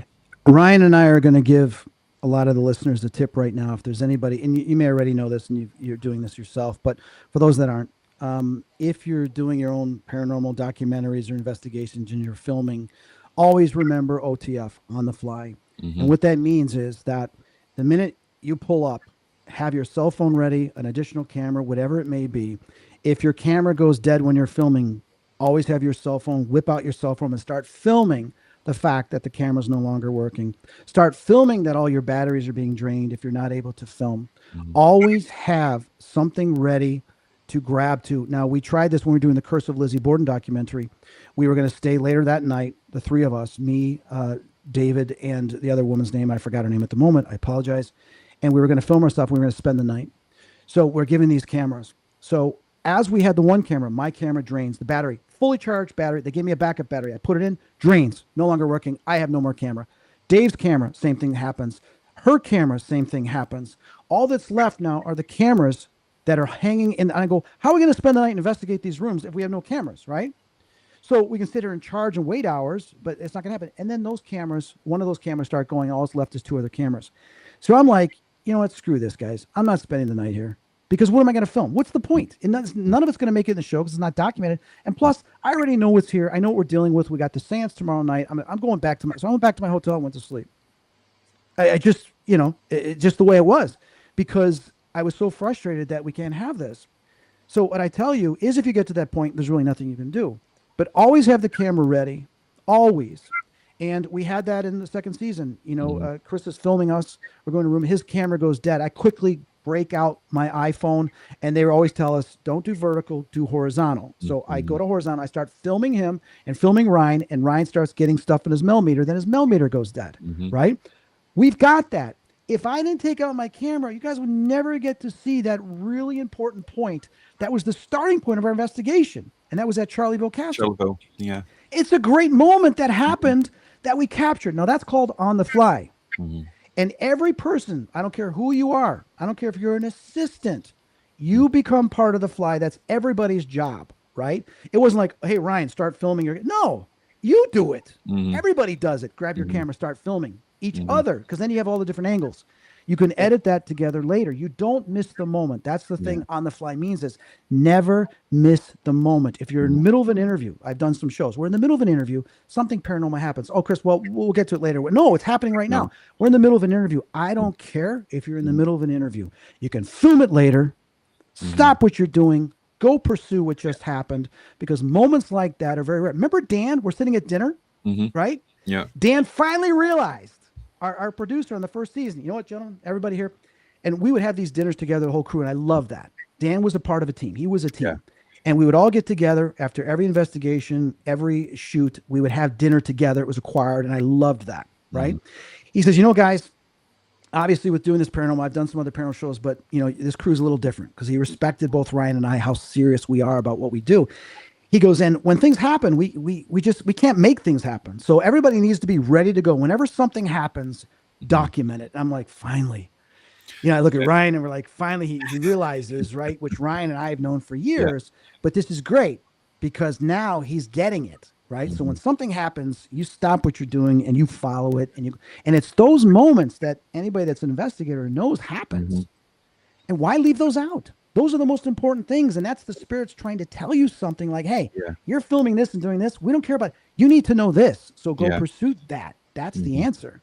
And that's what I love. You never know when something's going to happen. So always be ready. If you're doing a YouTube series, whatever, always be on the fly. Always have backup cameras or your cell phones ready to go to start filming, and someone just take charge and start filming. Yeah. Okay. You could be filming yourself. You could be filming them. So you all start filming and say, hey, let's go pursue this, figure out what just happened, find out. That's so important. I even do it. We do investigation events with the public and set up before the public arrive. I've got my cell phone. I film on the fly. If something's happening, I film. Or if I put a piece of equipment out, I film it. I talk to camera. Say, wow, I'm here. I feel this. I feel that, and I keep it for later. Now, not everything I use, but I do have it there if I want to use it and I want to share that at a future point. And to look back on some of that, you're like, whoa, this is this is golden. I'm so glad I took the time to film on the fly at that moment so I can give people my perspective of what's happened here. And that's just an investigation event. That's just an event for, that's not, filming on documentary or doing it for the TV. Anytime you go on location, anytime, even if you're going for a wander of a haunted place during a Saturday afternoon, just do it then as well. Yeah. Because this is when things happen. Daytime, nighttime, doesn't matter. Any point at the time, and capture those moments. Plus, and finally, for us, when we're going to get years down the line, we can look back on this stuff and say, wow, remember this, and it gives us our memories back too. I'll give you guys an example. I mean, in my house here, I have cameras. I have a DVR system, that's a security system, but I specifically maxed out all the cameras I could get because of paranormal things that happen all the time in my house. So I've got, my bedroom's got a camera. I got a camera in the kitchen. I got a camera in the garage. I have 2 outdoor cameras. I got a camera in the basement. So when anything happens, like the most thing that happens is usually direct voice phenomenon. All right. As well as my cats reacting to something in the house and anomalies appearing, and I catch them either on camera or on audio.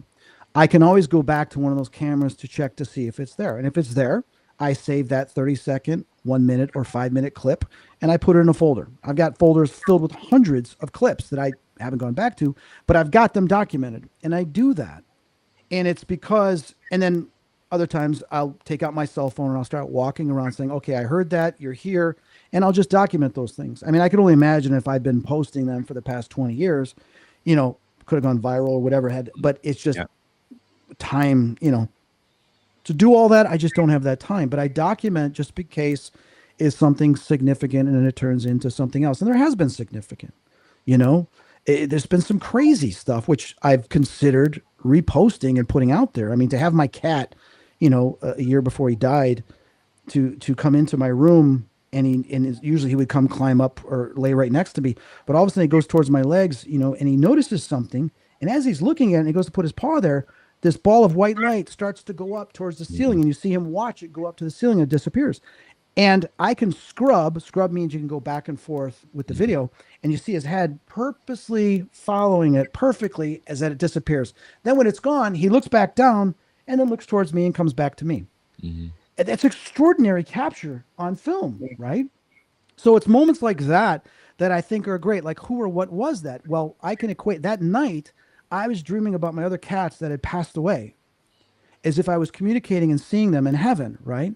So is it possible that one of the cats that had passed away had come down and laid next to me, but because my other cat came in, it left, right? Is that, it's possible, but I know that night I had that dream. So it's like, wow, there's things that go on in our dream state that we don't notice unless we're able to go back and to see these things on camera. So for me as an investigator, I still got cameras all over the house and I document. I just don't share it publicly, Yeah. Anyway. So what else do you guys want to talk about? Welcome to Paranormal TV 101.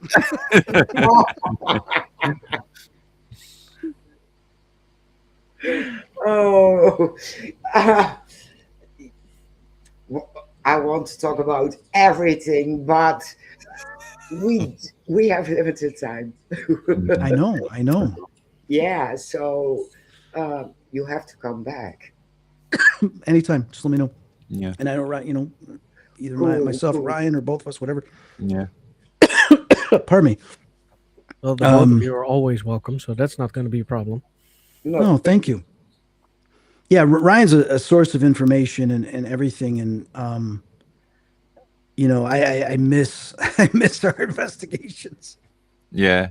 we had some fun times, and we used to talk about some deep stuff, traveling as well, and into everything about the universe and consciousness, and talked about the gateway and I did not know during the first season, but yeah, Ryan and I got deep conversations about mm, out of body experiences, soul travel, the yeah, gateway and consciousness. And I was just like, wow, he's yeah, on the same page I am. Like, this is yeah, so cool. And that's what's great about working together. You get to learn all mm, these other things, Yeah. and what drives. I know what drives Ryan, and mm, I mm, respect that immensely, yeah. Yeah.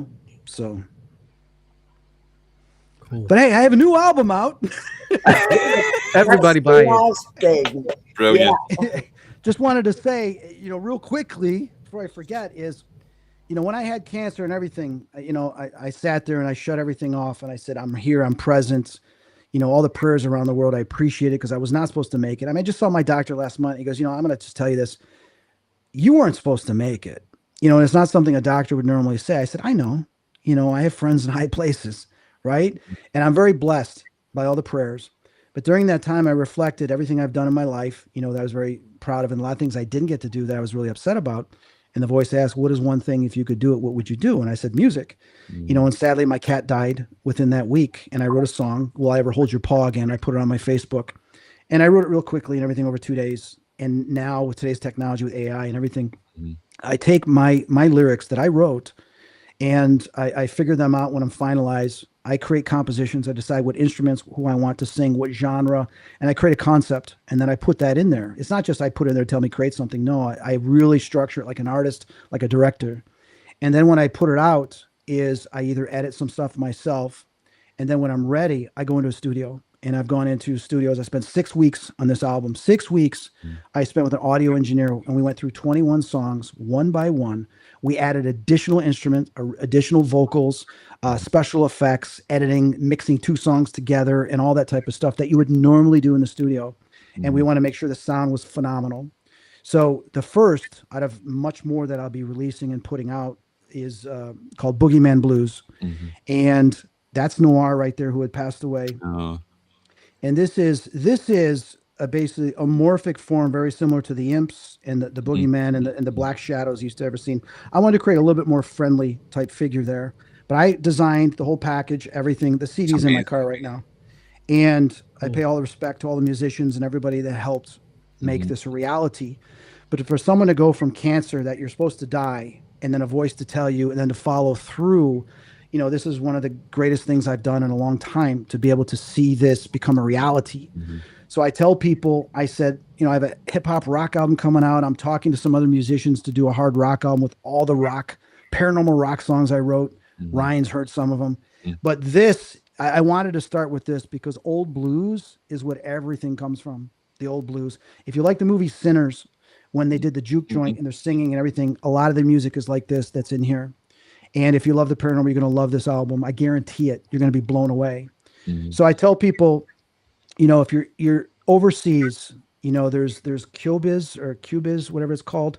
You can download it, but you could go to Spinny Media. Spinny Media has the CD if you want to get a CD. And then Apple or Amazon, you can download the digital from Amazon and Apple iTunes. And you're going to love it. It's affordable. You got 21 songs for affordable price. And the reviews have just been phenomenal. And I'm very blessed that people are getting to hear what I've done over the last 2 years and the passion that I put into this. And plus, it's good. It's good stuff. Very spiritual, paranormal, and the ghost stories. So it's the only thing I could offer anybody right now as I'm continuing to recover and heal. But music is universal. And that's why I decided I wanted to do this, to say, hey, I'm not done yet. Or like I wrote a song called I'm Not Dead Yet. Or I'm Not Dead Yet. And I haven't put that out yet. It's a hard rock song, but not dead yet. And it has great meaning that while you're still here, even though people may take things away from you or life may take things away from you, is you're still here to create, express, and contribute. Find out what that is and do it regardless. Don't ever let anybody tell you can't, because that's why you're here, is to do those 3 things.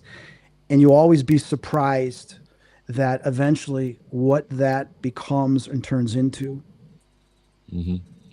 fantastic. Yeah, That hits Thank home. you. absolutely.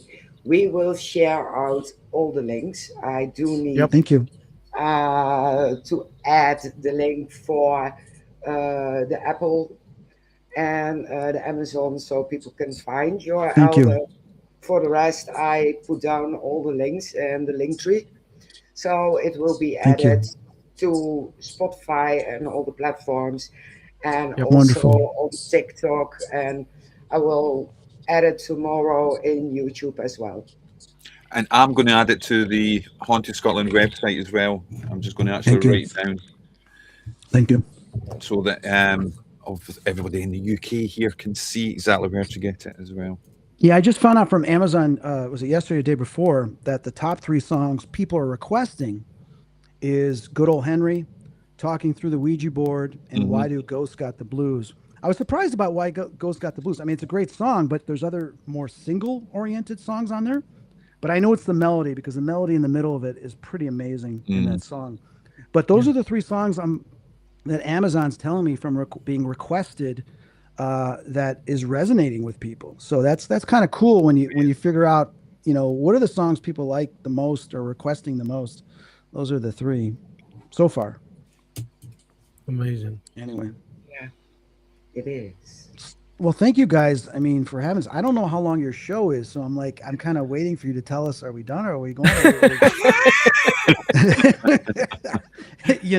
It's like I've got this hip hop rock album that I've been meaning to the past 2 weeks to finish the packaging for, which is almost done, Yeah. and then I have to upload it to disc makers to make the CD, Mm-hmm. and then I got to get it to DistroKid, so it's up in the distribution center, but I'm not going to distribute it, I think, till September, because I've got this third album, Godspeed, that I've been working on. I want to get done, and I'm like, it's just like one thing after another. I said I got to finish that tonight and get that done, because when you guys hear this hip hop rock album, I was a fan of Beastie Boys.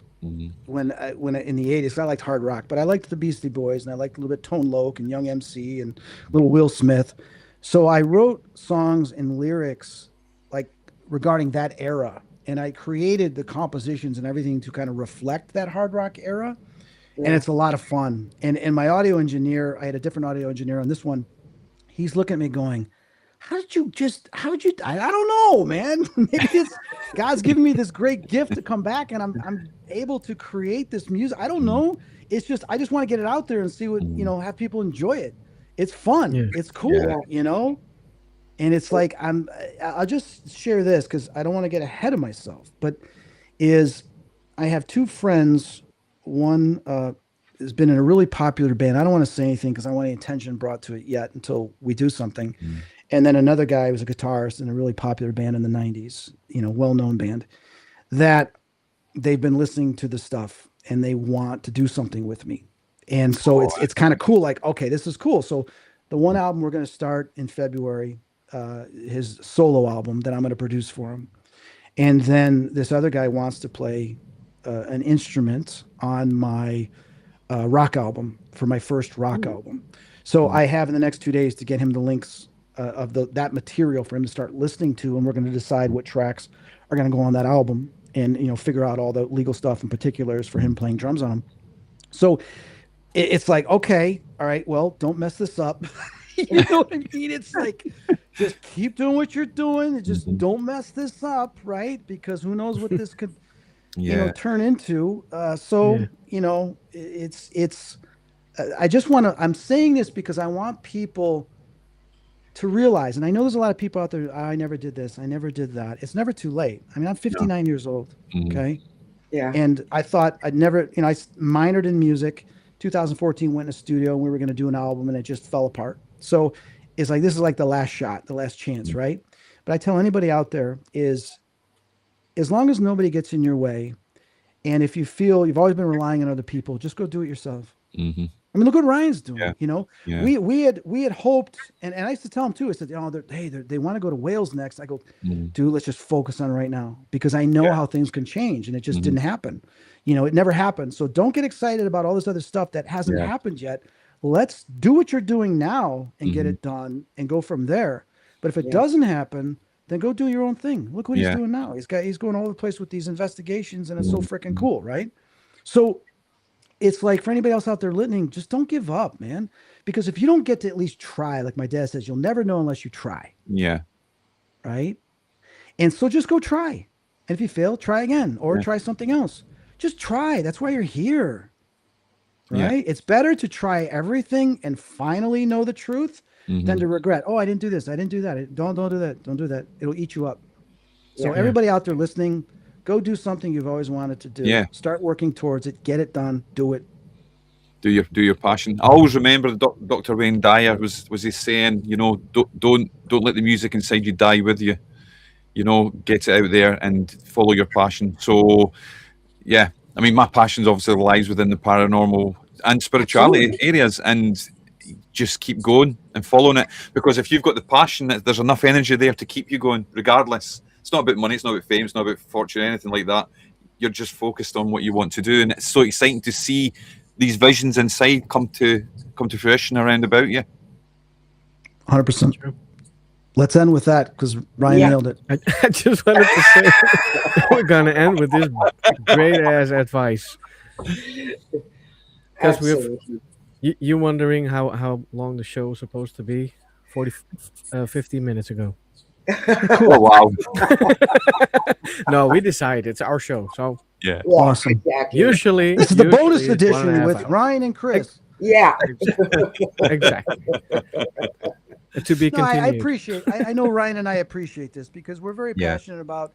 And thanks for bringing him on, because I love him to death, and I don't get to see him and talk to him, And I in a heartbeat, if I got asked, to do another show with Ryan, I would do it in a heartbeat. If they asked me who they want to work with, I would tell them in a heartbeat. Yeah. Because we both know, And what does that mean? Well, we've told you. We both know, and it's that knowingness of being there for spirit that makes it just so much more enjoyable. It's the right team. He's a perfect teammate. Yeah. So, that's it. And I tell people, just follow your passion, whatever that may be. And it's better to know and have accomplished it and got it out of your system. And sometimes it grows later on. My magazine, I stopped doing it 2003. A director found my magazine and hired me to do it. I hadn't done the magazine in 3 years. Something you do right now may end up on someone's desk, or it might inspire somebody. You may find out later going, oh my God, you saw that? Yeah, we love it. We want, okay, just put it out there. Rick Rubin. I'm a big fan of Rick Rubin, the music producer. He says, just get it out there. Okay, so we'll end on that. All right. Sorry. As always. Sorry. If you guys don't stop us, we will keep talking. We'll keep going. I know. We're like the Energizer bunnies. The crew would say, okay, we're done. We're wrapping up. Ryan's like, no, we want to keep going. We can't, Chris. By law, we have to stop after 12 hours. I don't care. We want to keep going. Ryan's like, yeah, let's keep going. All right, Hallelujah. guys. Cheers. Thanks so much for joining us, Chris. Thank Yeah. you. Thank you, Ryan. Thanks, Shane for, and Mary. All the best to you surprising. guys with your show. Appreciate it. Ryan, are you in a studio or something? You've got like the walls. No, it's like soundproof thing. It's my outside my garden office. That's a cool office. Yeah, So this is where I do all my video editing and analysis and daily stuff here. Here we are going off on another tangent right now.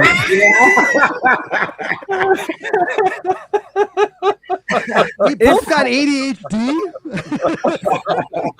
Something like that. Let's talk some more in the back room. Yeah, Exactly. Headed. yeah. All right, everybody. Thank you so much for joining us. Thank you. As always, we will start with a little bit of music, end with a little bit of music. We didn't start. We end with a little bit of music, and we will see you next week. No, Friday. Friday. Oh my God, I almost forgot. Friday, because we exist 2 years Friday, so there will be a extra live this week. So everybody, thanks so much for watching, and we'll see you in the next one. Bye, everybody. Bye-bye. And buy the CD. Bye. Bye.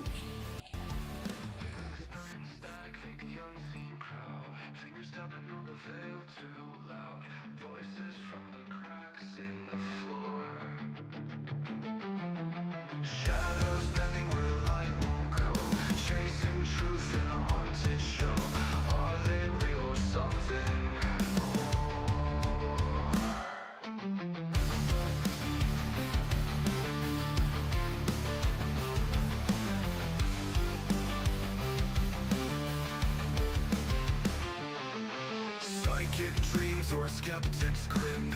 Ghosts of questions circling within. Answers vanish before they land. Investigators with their tools in hand, talking to the dark like it understands. Spirits rising from the sand. Things paranormal talks behind